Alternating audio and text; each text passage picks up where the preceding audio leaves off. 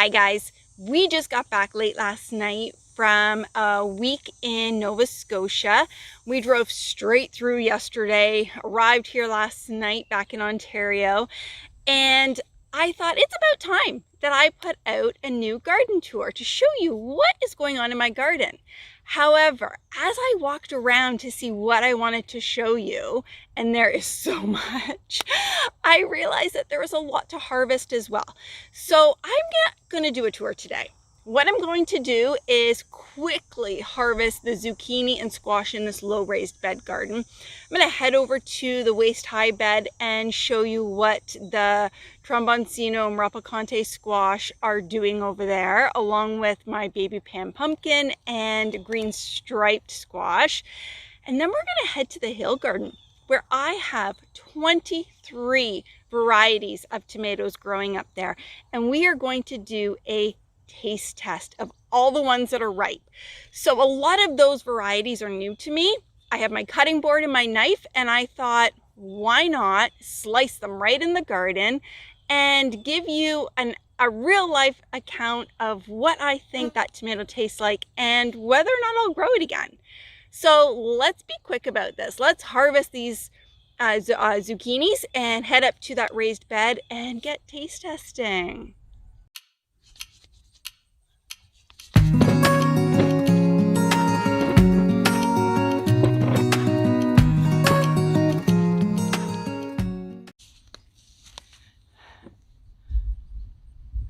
Okay, seriously, look at the beautiful purple color of these eggplants. So some of you might be wondering what to use eggplant in, and I use it in everything. I will slice them up into small rounds. I will then dunk them into flour, egg, and like a spice mixture and bake them. One of the things that I love doing with this type of squash is dehydrating it and making powder out of it so that I can then add it into soups and stews and whatever else it is I'm making to add a little bit more nutrients from my garden into the food that I'm giving my family. And I find that sometimes when you make homemade tomato sauce, you really have to cook it down and boil off that water, that liquid, to make it a thicker sauce. Sometimes I don't cook it off as much and I add in the powdered eggplant, and it tastes amazing and adds as a thickener instead of using paste. Let's head over to the raised beds. So here is the first arch trellis. I have green striped squash, rapacante, we have tromboncino, we have baby Pam. And so let's just take a look at everything a little closer up. Like, you can see the different colors of the different maturity levels of that squash.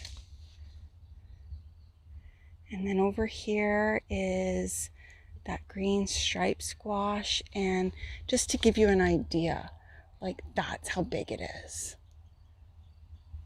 And so we have two there. There's another one right in there. Now, the plants look a little bit droopy right now, but it is noon, so the sun is really hot out here.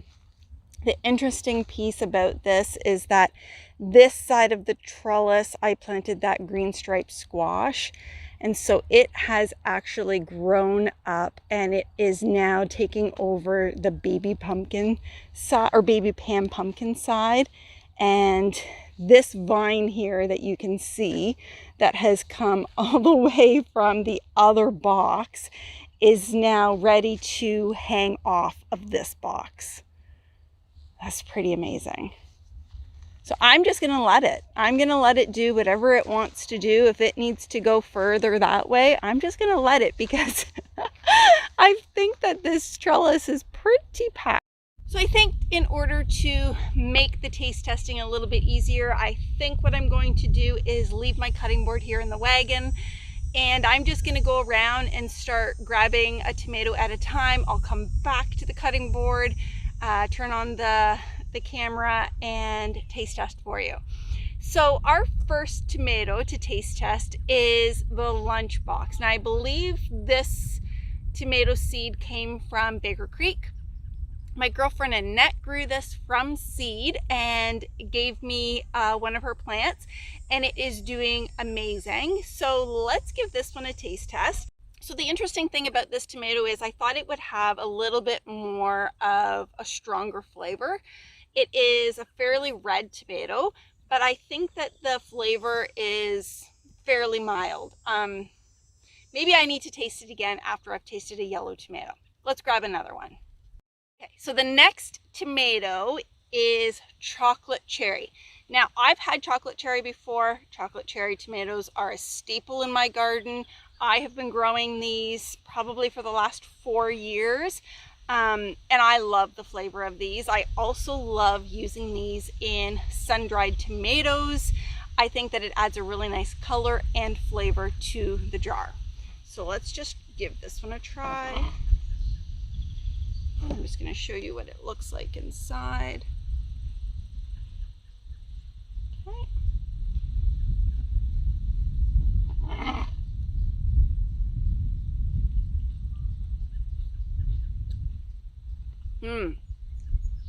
Now it has more flavor than the Lunchbox tomato. That is yummy. Let's grab another one. So the third tomato we're going to try today is the banana legs. Now this is new to me, or this was new to me last year. For those of you that have been following along know that I had a bad tomato season last year.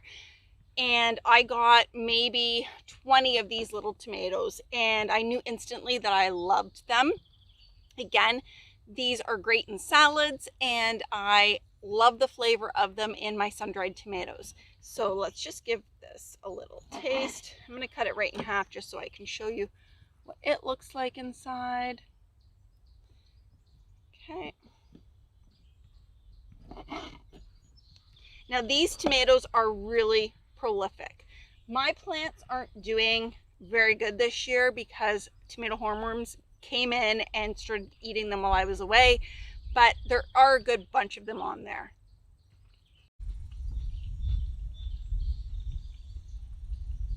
So these ones are really interesting.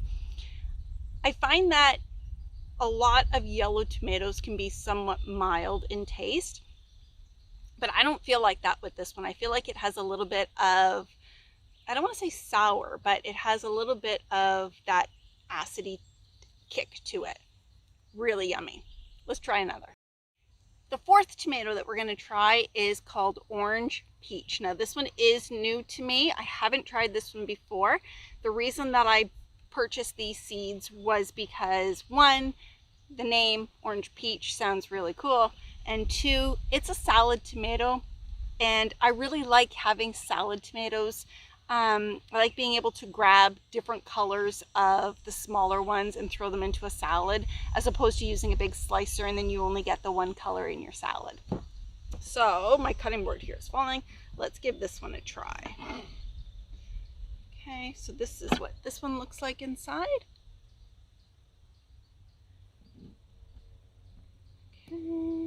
Okay.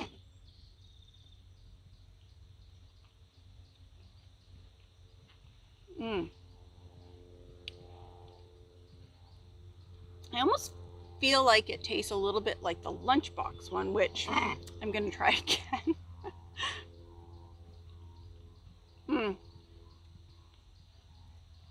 So the Lunchbox one is a little bit sweeter. I feel like the Orange Peach, it's not as sweet. It doesn't have that sweet tomato taste. It's not that I don't like it. I don't know if I'll grow that one again.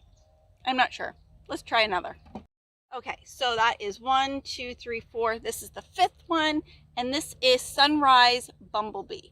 Now, I grew these ones specifically because they're cherry tomatoes, and my favorite tomatoes are cherries. I use them for everything. I saute them. I use them in my sun-dried tomatoes. And so I just really liked that they had like a variegated kind of look to them. Let's see if I can show you that. I wonder if I do it like this. So it's a yellow tomato with little spots of orange on it. Really pretty. Okay, and I'll just show you the inside. Okay, put that in there.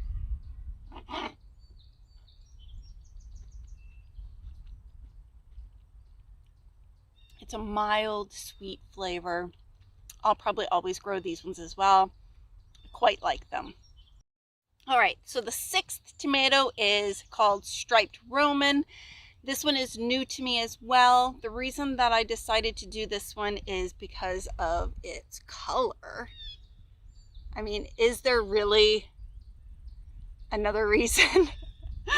But in all honesty, the other reason that I decided to grow these is for tomato sauce. So it is very similar to a Roma tomato, which is the tomato that a lot of people use to make their sauces. Besides me, I use a lot of cherries as well. So let's give this one a taste. So,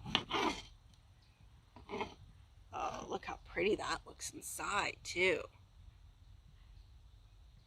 Okay, let's give this one a go.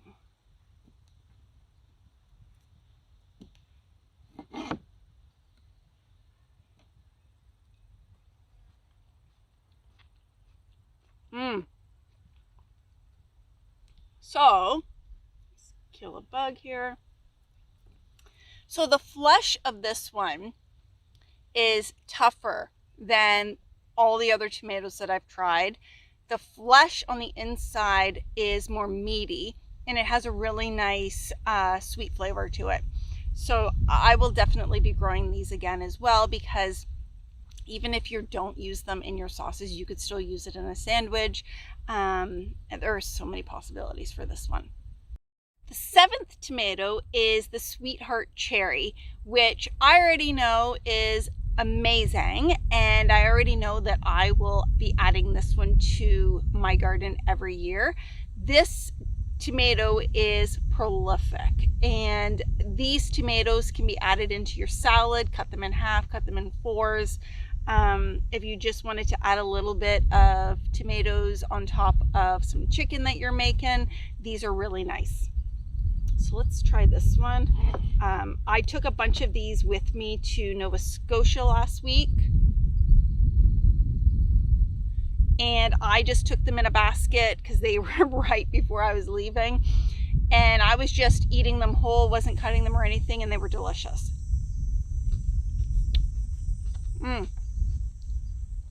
It's like a pop of flavor in your mouth that is, it's a stronger flavor than I would say than the Sunrise Bumblebee. I better eat the second half so I can give you a better understanding. I don't know how to explain it. It's probably one of my favorite tomatoes that I've tasted yet. It has a sweetness with some acid to it. It doesn't leave a horrible aftertaste in your mouth. It doesn't leave you thinking that you haven't, eaten a tomato, because some of them are very mild. It's almost perfect. Or I shouldn't say almost, I think it's perfect. The 8th tomato we're going to try today is the Orange Cherry. Again, the same as the chocolate cherry. This has been a staple in my garden for the past 4 or 5 years. I absolutely love this one. I love how it slices. I love that the skin isn't really thick, so it's a really nice tomato to use. Let me just show you here. Okay, this one test.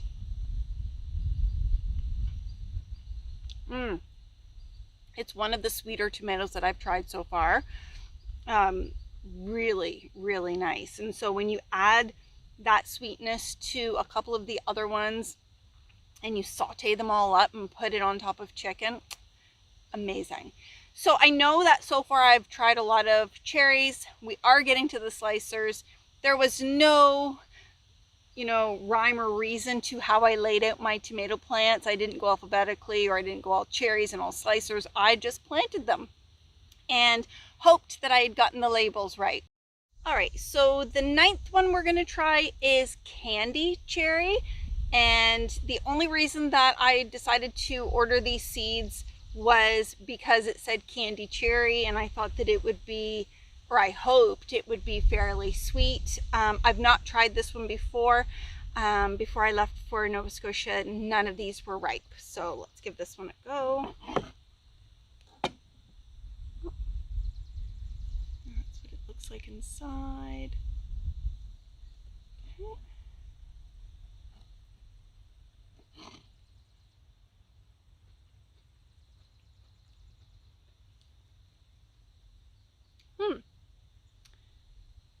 It's actually similar to the orange cherry.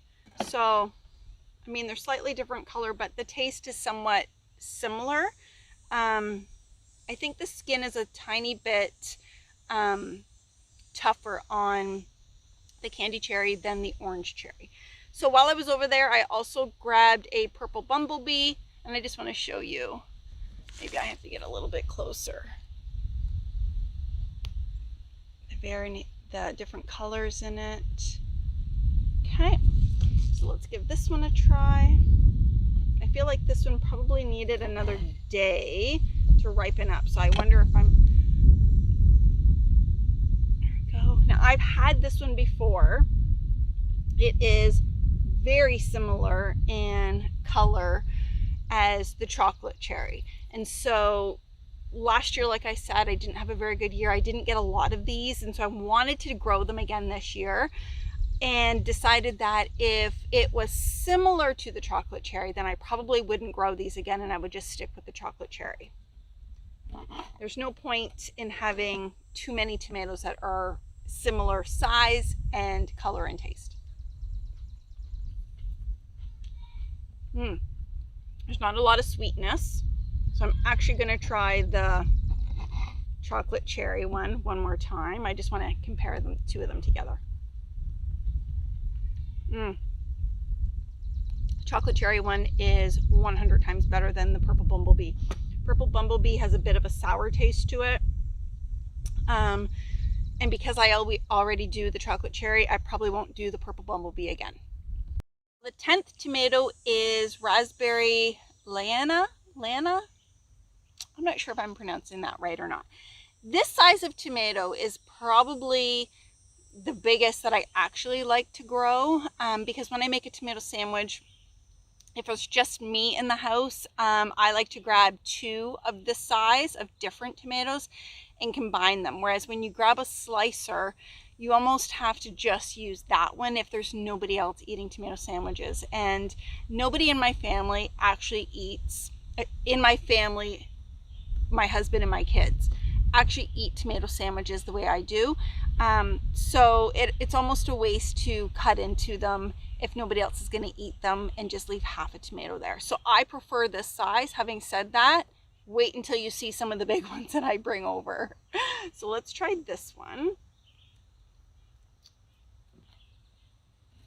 Oh, it's pretty.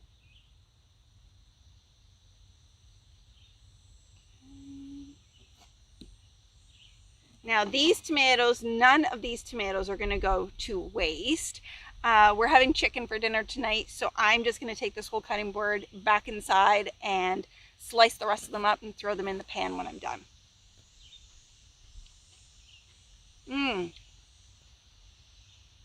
There's hardly any acid in this tomato.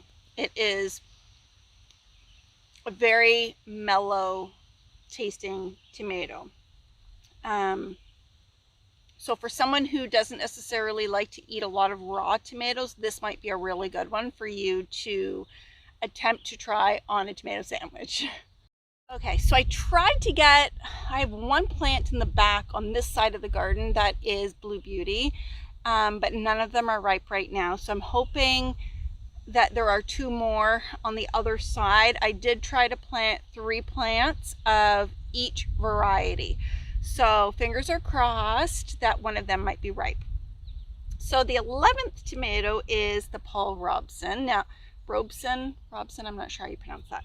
Now, I didn't get to try this one last year. It didn't produce for me, so I'm really excited. This is a nice size slicer for someone who just wants to do 1 tomato. Oh, look at the inside. There is a lot of tomato in this tomato. So it's not filled with a lot of seeds and filler. Okay. Oh, one thing though, it is splitting. Now, that could be due to the heavy rainstorm that we had. And so that may have caused it to split. Again, I was away. I couldn't harvest everything when it needed to be harvested. So let's give this one.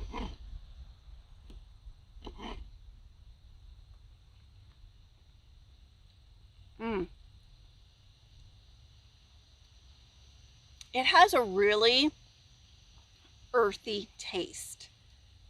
It's completely different than any of the other tomatoes here. It really has an earthy taste.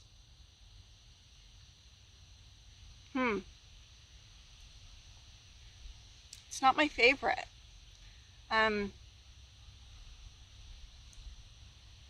It's very interesting. I don't hate it, but I'm not sure that I would grow this one again. Let me know in the comments below if you have felt the same thing when you've tried the Paul Robson tomato, if it tastes really earthy to you. I'm not sure that I love that taste, but we'll use them up anyways. 13th tomato is pink Oxheart, and it is very interesting. So it looks like a heart, but check out the things at the bottom. I don't know if it's gonna, let me see here. If I hold it like this, it kind of looks like the tomato's guts are coming out. Anyways, I've not grown this tomato before. I've grown an Oxheart tomato before, but not the pink Oxheart. I believe this is M.I. Gardner, the seeds that I used. And it also is showing some splitting. Again, it's a very large tomato, and I was away. So, you know, this probably should have been harvested a couple days after I left, and then we had a really bad storm. So the reason that I wanted to grow this one is because I want to use it in my sauces as well. My understanding is it's a very meaty tomato, the same as the German Roman, or the striped Roman. So let's give this one a try. Oh, this is interesting inside.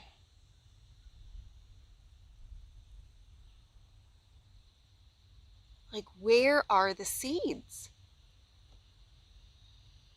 This is like a seedless tomato. This is the perfect tomato for sauces because it is all tomato. It's very interesting. So I'm just going to cut the little guts part off. I don't want to eat that. Go over here. This is a very meaty tomato. That alone tells me that I like it already.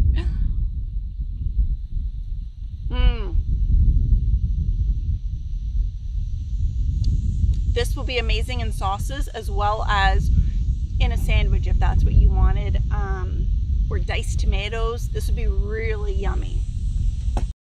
14th tomato is Kellogg's Breakfast. This is new to me. Again, this was one of the tomatoes that I didn't get to try last year. The plants were just too weak and couldn't produce. So this is a really nice slicer tomato. But again, I have a bit of splitting, but honestly, the splitting doesn't really bother me. it is kind of breaking there. It bothers me more when it's on a cherry tomato and it splits right down and the tomato's almost ruined because it's so filled with that water that the taste is almost non-existent. So let's give this one a try. Oh, I am like really surprised. This is another one that is really meaty. Okay. Let's give this one a go.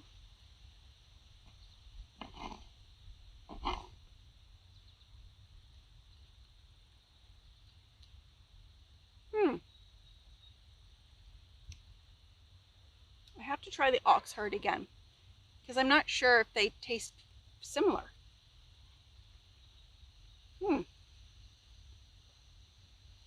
Very, very similar to the Oxheart. I'm not sure which one I like better. You know what it's going to come down to? Which plants produce the best will be the ones that I grow next year. We'll see. Number 15 is Juliette. Juliette has been a staple in my garden now for 4 or 5 years. Absolutely love the taste of the Juliette. I also love how prolific the plants are. If you're looking to grow 1 or 2 varieties, but you want an abundance of tomatoes, then the Juliette is, in my opinion, the way to go. I always get way more Juliettes with less plants than I do other tomato varieties with more plants. They're just so prolific. And then let's see here. Let's look. So I'm a little bit sad to say that none of my tomatoes that have purple in them are ripe right now. So I might have to do another taste testing in a week or 2 to let you know what those tomatoes taste like.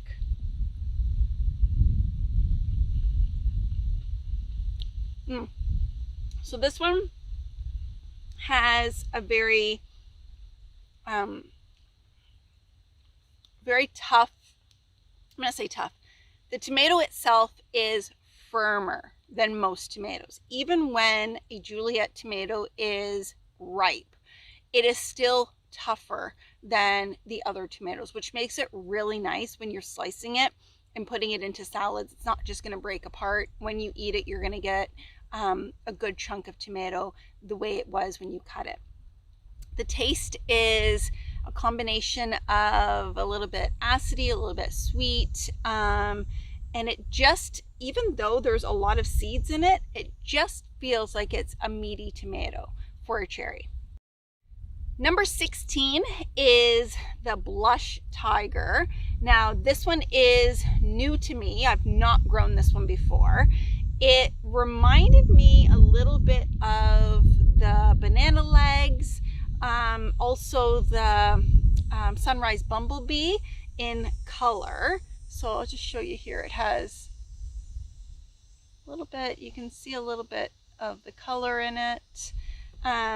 So again, I've not tried this one. I just thought if I liked it and it was prolific, then this might be the, you know, the partner to the Juliette.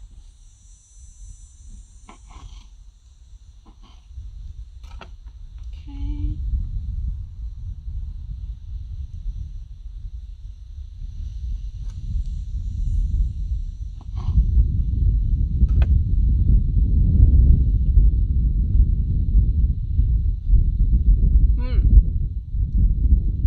So it has a very similar consistency to the Juliette, and I really like the after tomato taste that I have in my mouth. Now that could be because I've eaten or taste tested 16 tomatoes, but I do like the taste of this tomato, and I think this will probably be one of those tomatoes that I add to my, you know, permanent garden list. All right, number 17 is Mortgage Lifter. Again, this is new to me.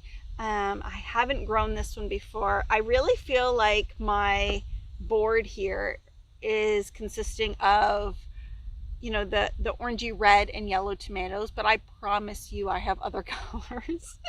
So let's give this one a try. Oh, I guess I should have shown you that this one didn't really have any splitting on it either, which is really nice. And this is, I'll show you this one. Looks like a very meaty tomato as well. So this would be a really nice size for someone who wanted to do a tomato sandwich with just one variety.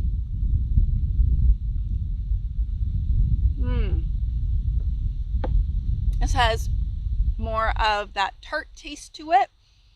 So if you were looking to add a little bit of a more tartier flavor to your tomato sandwich or to the cooking that you're doing, then the mortgage lifter would be a good tomato to do that. I like it. So number 18, and also the last tomato that we're going to try today, the rest of them aren't ripe enough. I don't want to give you my opinion on a half ripe tomato, so I think we'll leave the rest of them for another day. So I have 24. I think I have 24 varieties, so that leaves me 6 tomatoes still that I can try with you. Maybe we'll do it on an actual garden tour. I'll sit down and try those 6 tomatoes. So this one here is blueberries. I think it's either blueberries or blue cream berries. I got the signs mixed up a little bit. I already know that I won't grow these again, and the reason that I say that is if you don't pick these, harvest them when they're just before ripe, they actually rip off the vine. So I just want to show you that. So I tried a second one. I thought, don't really want to try that one. I'd rather try one that comes off nicely. Again, it just rips off the vine, and the rest of them aren't ripe yet, and so I don't like that. I wouldn't put this into a bowl with the rest of my tomatoes because this is going to go bad really fast, and I'm gonna have fruit flies everywhere if I bring this into the house. I will give it a taste test for you just to let you know what it tastes like. I'll show you the inside. It actually looks kind of cool.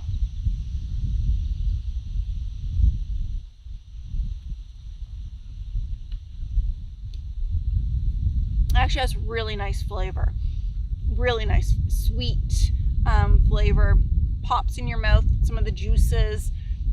But again, I'm all about efficiency, and if I have to pick those and put them in a separate bowl and preserve them within half an hour of picking them, that's not going to fit with my lifestyle.